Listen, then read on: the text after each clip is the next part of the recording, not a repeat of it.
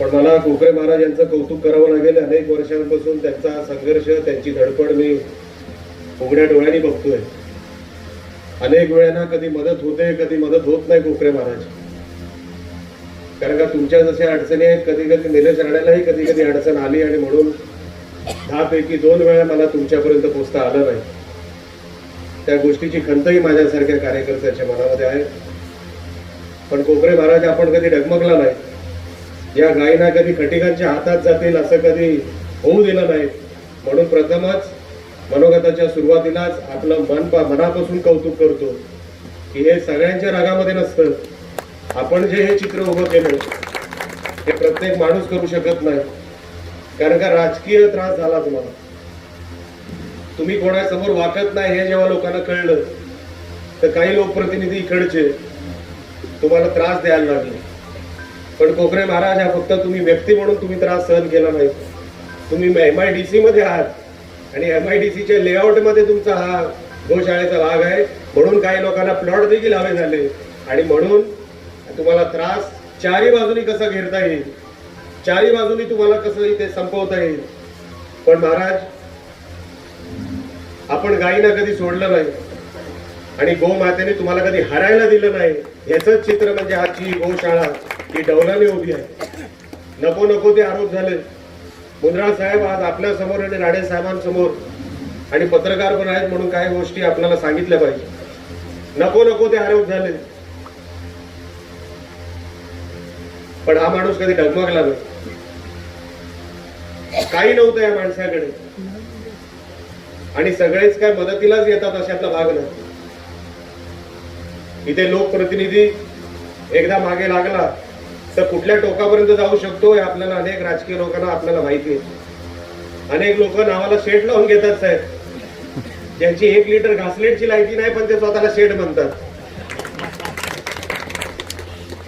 आणि मागे लागले. ते करतात ना पिसाळलेल्या कुत्र्यासारखं भाषण, माहितीये ना. पण या गोशाळेला अरे 5 गायी तुम्ही सांभाळून दाखवा. 5 गायी.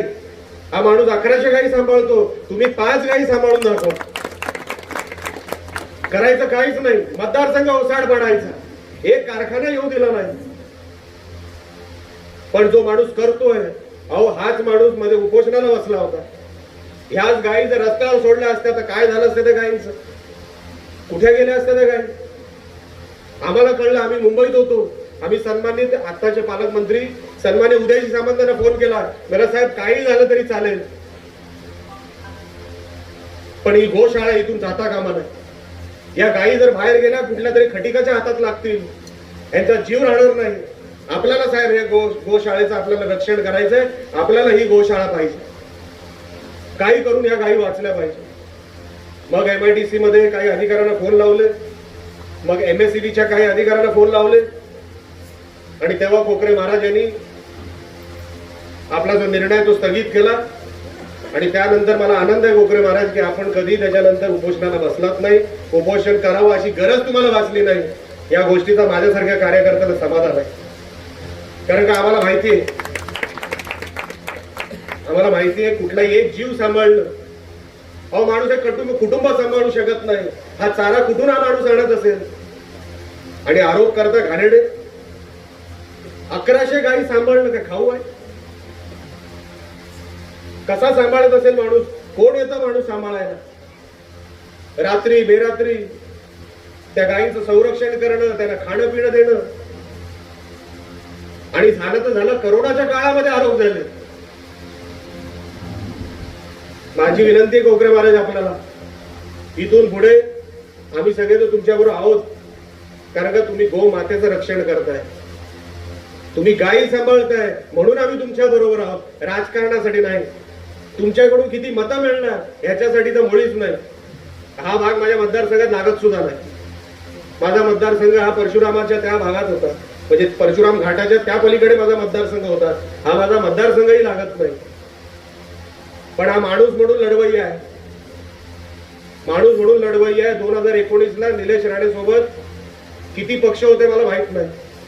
निवडणुकीला किती लोकांनी साथ दिली मला माहित नाही. पण हा माणूस काय माहित नाही कुठल्या देवाची कृपा होती अचानकपणे माझ्याकडे आले आणि सांगितलं, साहेब ही वारकरी संप्रदाय पण यांच्याकडे मोठ्या प्रमाणात आहे, साहेब या सगळ्या वारकऱ्यांना मी एकत्र करतो. एका मोठ्या वारकरी संप्रदायाच्या एका कार्यक्रमाला मला इथे बोलवलं चिपळूणमध्ये. कधी 1 रुपयाची मागणी केली नाही या माणसाने. अहो राणे म्हणजे बँक अनेक लोक समजतात, पण या माणसाने कधी निवडणुकीला 1 रुपयाची कधी मागणी केली नाही. असा माणूस जो गायींची रक्षण करतो, गायींची सेवा करतो, त्याला नाही मदत करायची. तुम्हाला हवंय काय? जमीनच हवी आहे ना, नाही देत जा, नाही देत. ही गायींच्या साठी जमीन आहे, गायींच्या रक्षणासाठी जमीन आहे, गायीच्या सेवेसाठी जमीन आहे. ही इतर कुठल्याही गोष्टीसाठी आम्ही जाऊ देणार नाही, अशी मागणी आम्ही राणे साहेबांकडे केली, सन्मान्य मुख्यमंत्री साहेबांकडे केली, सन्मान्य देवेंद्र फडणवीस साहेबांकडे केली. आणि मला असे वाटतं ते प्रस्ताव सगळे पोखरे महाराज वरती गेले, बरोबर आहे ना? हा, म्हणून तुम्ही काळजी करू नका. कोणी इकडे शेट फेट आपल्या समोर चालत नाही, लक्षात ठेवा. सगळ्यांची गेट बांध. आपण काय कोणाला किंमत देत नाही, तुम्हाला माहितीये, पत्रकारांनाही माहितीये, चिपळूणचेच आमचे सगळे. समोर कोण काय बोलत नाही, मागून कॅमेरा सुरू झाले की मी निखारा माहिती ना, त्या हातावरती निखारा. नाही विजवलं ना तुला एक दिवस, ह्याच जन्मात विजवणार. राणेंना दुसरा जन्म माहितीच नाही, जे करणार ते ह्याच जन्मात करणार, लक्षात ठेव. सोडणार नाही असा. मी आता केदार साठेंना पण सांगत होतो, गोळागर मतदारसंघ पक्षाला सांगा मला प्रभारी करा, उद्यापासून सामान घेऊन येतो, याला परत चिपळूणला पाठवूया. म्हणजे चिपळूणची लोक वाईट आहेत अशातलं म्हणणं नाही माझं. हे सगळे पत्रकार अंगावर येतील सगळे चिपळूणचे, म्हणजे राहतो चिपळूणला म्हणून सांगतो. पण जास्त राणे साहेबांसमोर बोलायचं नाही. आणि परत असं काय दहशत साहेबांसमोर काय बोलू नका, असं काय नाही. आपण सोजवळ माणूस आहे, वाकून काम करतो, तुम्हाला सगळ्यांना माहिती आहे. तुम्ही हसताय, आपण वाकूनच काम करतो, असं काय नाही. पण जिथे वाकडा आहे तिकडे वाकडा आहे, मग तडजोड नाही. राणे साहेबांचे संस्कार आहे. जिथे शब्द चालत नाही मग बाकीचे सगळे उपाय तुम्ही वापरायचे, पण लोकांना न्याय हा दिलाच पाहिजे, जनतेपर्यंत न्याय हा पोहोचलाच पाहिजे, त्याच्याशिवाय पर्याय नाही. पोखरे महाराज, आपण असंच कार्य आपलं सुरू ठेवावं. ही गोशाळा अनेक वर्ष आपण आपल्या प्रयत्नाने टिकवली, अशीच आयुष्यभर आपण टिकवावी. आमच्यासारखे गोमातेचे भक्त जे आहोत, जेवढं काही सहकार्य आमच्याकडून आपल्याला करायचा आमचा प्रयत्न आहे, तो पुढेही चालू राहील. आपण गायींची सेवा करत राहा.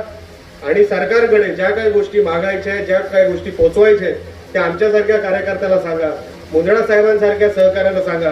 आणि आपली भूमिका ही सरकारपर्यंत घेऊन जाण्यासाठी, आणि सरकारकडून गोशाळा ही कायमची आणि डौलाने. एबीपी माझा, उघडा डोळे बघा नीट.